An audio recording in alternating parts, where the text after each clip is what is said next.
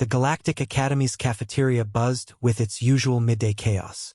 Students from 17 different species gathered around crystalline tables, their various appendages manipulating eating utensils designed for maximum cross-species compatibility. At the center of it all sat Jake Morrison, the only human in the entire institution, carefully unpacking his lunch from home. For 3 months, Jake had endured the Academy's plant-based meal plans. The administration, led by the herbivorous Zealothy, had done extensive research on human dietary needs. Their conclusion? Humans were clearly herbivores. After all, their teeth weren't particularly sharp, they lacked proper claws, and their stomach acid was pathetically weak compared to known carnivorous species. The fact that humans cultivated vast agricultural systems only confirmed their assumptions. Your species' evolution is fascinating, Professor Threx had lectured just yesterday, his 4 eyes blinking in sequence. To think you survived on your hostile world through agricultural cooperation rather than hunting. Most admirable. Jake had tried to correct them multiple times, but the Academy's xenobiologists dismissed his claims as cultural mythology. They'd seen the human food shipments, grains, vegetables, fruits. Case closed. Today, however, Jake's mother had sent a care package. The vacuum-sealed container hissed open, releasing an aroma that immediately silenced the nearby tables. Jake pulled out a thick sandwich, its contents clearly visible through the artisanal bread.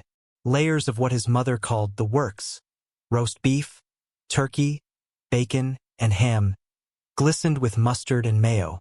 Vri, a serpentine Collodi at the next table, recoiled so fast she knocked over her algae smoothie. What is that smell? Lunch, Jake said simply, taking a massive bite. The meat's texture, the mix of flavors, the satisfaction of finally eating something substantial. It was heaven.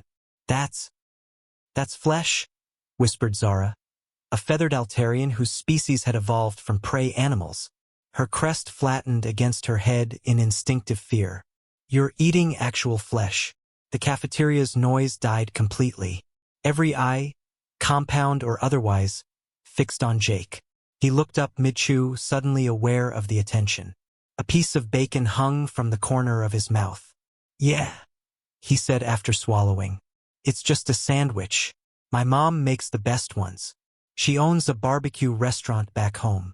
Professor Kellen, the Academy's head nutritionist, approached on her 6 legs, her mandibles clicking in distress. This must be synthetic. The human dietary profile clearly indicates. No, it's real meat, Jake interrupted, pulling out another container. She also sent beef jerky. Want some? The Zealothy professor's color shifted to a pale green, their species' equivalent of shock. But your species lacks the biological markers of predators. No fangs, no venom, no natural weapons. Jake laughed, a sound that suddenly seemed less pleasant to the assembled aliens. We didn't need them. We developed tools. Spears, bows, guns. We persistence hunted. Basically, we just follow prey until it collapsed from exhaustion. Humans can run for hours in conditions that would kill most animals. He pulled out his phone, showing a video his dad had sent of their family's 4th of July barbecue. The screen displayed humans cheerfully grilling various meats, the smoke rising from what now looked to the aliens like a scene from their worst nightmares. Your entire species does this? Asked Threx, his voice barely a whisper. Pretty much. I mean, we eat plants too, we're omnivores. But yeah, meat's a huge part of most human diets. We raise animals specifically for food. Cows, pigs, chickens, fish farms. Jake paused, noticing several students backing away. Are you all okay? The revelation rippled through the Academy like wildfire. The harmless humans, invited to join the galactic community as peaceful agricultural specialists, were actually apex predators who had industrialized death itself. They hadn't needed claws or fangs. They'd invented factory farming. Within hours, Jake found himself in the dean's office, explaining human dietary habits to a hastily assembled panel of xenobiologists. The Academy's entire understanding of human civilization had shifted. Those weren't just agricultural worlds humanity had colonized. They were massive hunting grounds, refined and perfected over millennia. So when humans say, "Let's grab a bite," the dean asked carefully, "That's not metaphorical?" Jake grinned, and several committee members unconsciously stepped back. "Nope. Though don't worry, we only eat animals we raise for food. You're all perfectly safe." The perfectly safe didn't sound as reassuring as Jake had intended.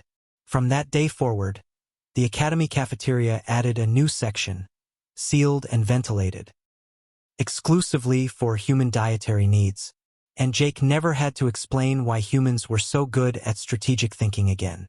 After all, persistence hunting required patience, planning, and the ability to think like prey, skills humanity had perfected long before reaching the stars. Retriclod can make mistakes. Please double-check responses.